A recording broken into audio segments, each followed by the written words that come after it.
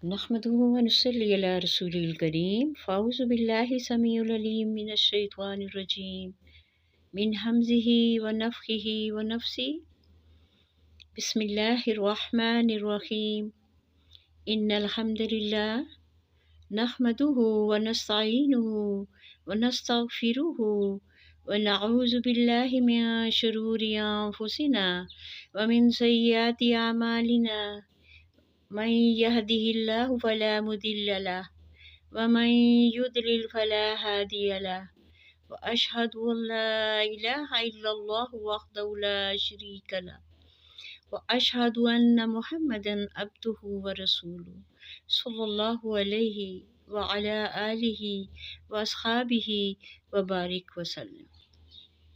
السلام علیکم ورحمۃ اللہ وبرکاتہ. میں نے شروع کی ہوئی ہے نا الرحیق المختوم، ترجمہ اور تصنیف مولانا صفی الرحمن مبارک پوری. آج انشاءاللہ اس کا دوسرا باب ہم دیکھیں گے، عرب حکومتیں اور سرداریاں. رب اشرح لی صدری ویسر لی امری واحلل عقدۃ من لسانی یفقہوا قولی. ربنا زدنا علما اللہم فقہنا فی الدین اللہم ارنا الحق حقا وارزقنا اتباعہ وارنا الباطل باطلا وارزقنا اجتنابہ. آمین ثم آمین یا رب العالمین. ہیرا کی بادشاہی. عراق اور اس کے نواحی علاقوں پر کوروش کبیر، خورس یا سائرس ذوالقرنین 557 قبل مسیح سے 529 قبل مسیح کے زمانے ہی سے اہل فارس کی حکمرانی چلی آ رہی تھی. کوئی نہ تھا جو ان کے مد مقابل آنے کی جرت کرتا، یہاں تک کہ 326 قبل مسیح میں سکندر مقدونی نے دارالاول کو شکست دے کر فارسیوں کی طاقت توڑ دی، جس کے نتیجے میں ان کا ملک ٹکڑے ہو گیا اور طواف الملوکی کی شروع ہو گئی. یہ انتشار 230 عیسوی تک جاری رہا اور اسی دوران قحطانی قبائل نے ترک وطن کر کے عراق کے ایک بہت بڑے شاداب سرحدی علاقے پر بود و باش اختیار کی.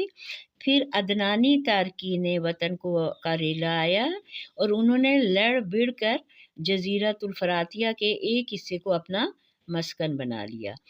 ادھر 226 عیسوی میں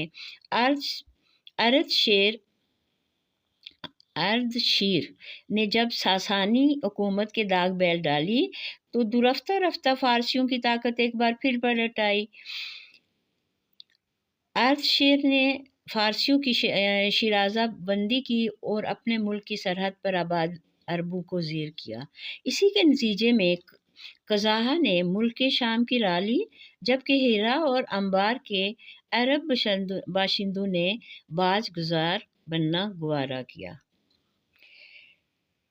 اردشیر کے عہد میں ہیرا، بادیت العراق اور جزیرہ کے ربیع اور مزری قبائل پر جزیمت الوداع کی حکمرانی تھی. ایسا معلوم ہوتا تھا کہ اردشیر نے محسوس کر لیا تھا کہ عرب باشندوں پر براہ راست حکومت کرنا، انہیں سرحد پر لوٹ مار سے باز رکھنا ممکن نہیں، بلکہ اس کی صرف ایک ہی صورت ہے کہ خود کسی ایسے عرب کو ان کا ایک حکمران بنا دیا جائے جسے اپنے کنبے قبیلے کی حمایت اور تائید حاصل ہو. اس کا ایک فائدہ یہ بھی ہوگا کہ بوقت ضرورت رومیوں کے خلاف ان سے مدد لی جا سکے گی اور شام کے روم نواز عرب حکمرانوں کے مقابل عراق کے ان عرب حکمرانوں کو کھڑا کیا جا سکے گا. شاہان ہیرا کے پاس فارسی فوج کی ایک یونٹ ہمیشہ رہا کرتی تھی جس سے بادیہ نشین عرب باغیوں کی سرکوبی کا کام لیا جاتا تھا. 228 عیسوی کے عرصے میں جزیمہ فوت ہو گیا اور عمر بن عدی بن نضر لخمی اس کا جانشین ہوا. یہ قبیلہ لخم کا پہلا حکمران تھا اور شاپور اور ارد شیر کا ہمسر تھا۔ اس کے بعد قیاس بن فیروز کے عہد تک ہیرا پر لخمیوں کی مسلسل حکمرانی رہی، اور قباز کے عہد میں مزدک کا ظہور ہوا جو آباجیت کا علمبردار تھا۔ قباز اور اس کے بہت سی رعایا نے مزدک کے ہم نوائی کی۔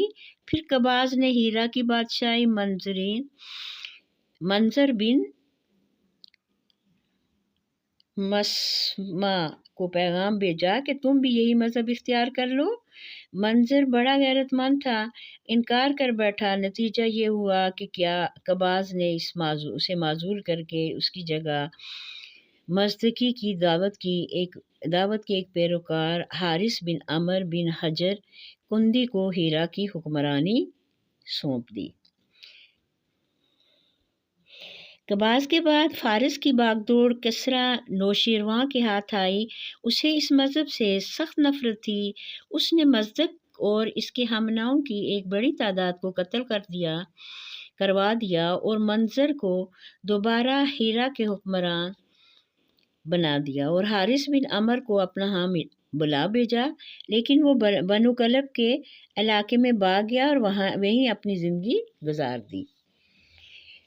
منظر بن ماول اسما کے بعد نعمان بن منظر کے عہد تک ہیرا کی حکمرانی اس کی نسل میں چلتی رہی۔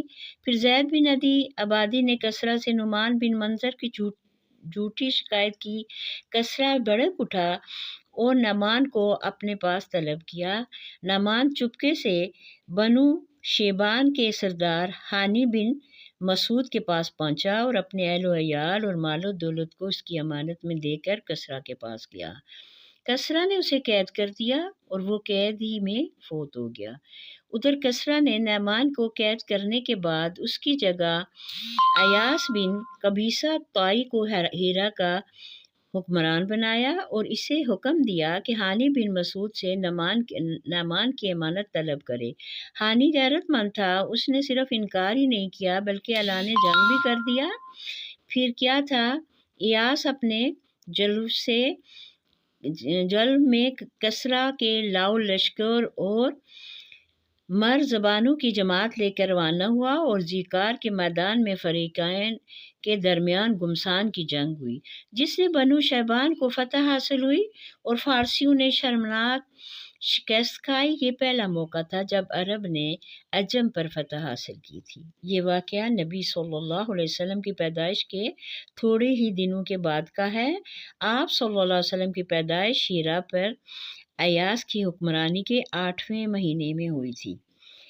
ایاس کے بعد کسریٰ نے ہیرا پر ایک فارسی حاکم مقرر کیا، لیکن 632 میں لخمیوں کا اقتدار پھر بحال ہو گیا اور منذر بن مارور نامی اس قبیلے کے ایک شخص نے باغ ڈور سنبھالی، مگر ابھی اس کو برسر اقتدار آئے صرف 8 ماہ ہوئے تھے کہ حضرت خالد بن ولید رضی اللہ عنہ اسلام کا سیل رواں لے کر ہیرا میں داخل ہو گئے۔ شام کی بادشاہی۔ جس زمانے میں عرب قبائل کی ہجرت زوروں پر تھی، قبیلہ قزح کی چند شاخیں حدود شام میں آ کر آباد ہو گئیں۔ ان کا تعلق بنی سلیم بن حلوان سے تھا اور انہی ہی میں ایک شاخ بنو سہیم بن سلیم تھی جسے زجاعمہ کے نام سے شہرت حاصل ہوئی۔ قزح کی اس شاخ کو رومیوں نے سرائے عرب کے بدوؤں کی لوٹ مار روکنے اور فارسیوں کے خلاف استعمال کرنے کے لیے اپنا ہم نوا بنایا اور اسی کو ایک فرد کے سر پر حکمرانی کا تاج رکھ دیا۔ اس کے بعد مدتوں اس کی حکمرانی رہی۔ ان کا مشہور ترین بادشاہ زیاد بن ہیولہ گزرا ہے۔ اندازہ کیا گیا ہے کہ زجاعمہ کا دور حکومت پوری 2 صدی عیسوی پر محیط رہا ہے۔ اس کے بعد اسے دیار میں آل غسان کی آمد ہوئی اور زجاعمہ کی حکمرانی جاتی رہی۔ آل غسان نے بنو ضخیم کو شکست دے کر ان کے ساری قلمرو پر قبضہ کر لیا، اور یہ صورتحال دیکھ کر رومیوں نے بھی آل غسان کو دیار شام کے عرب باشندوں کو بادشاہ تسلیم کر دیا۔ آل غسان کا پایا تخت دومت الجندل تھا اور رومیوں کا اعلیٰ کار حیثیت سے دیار شام پر ان کی حکمرانی مسلسل قائم رہی، تاکہ خلافِ فاروقی میں 13 ہجری میں یرموک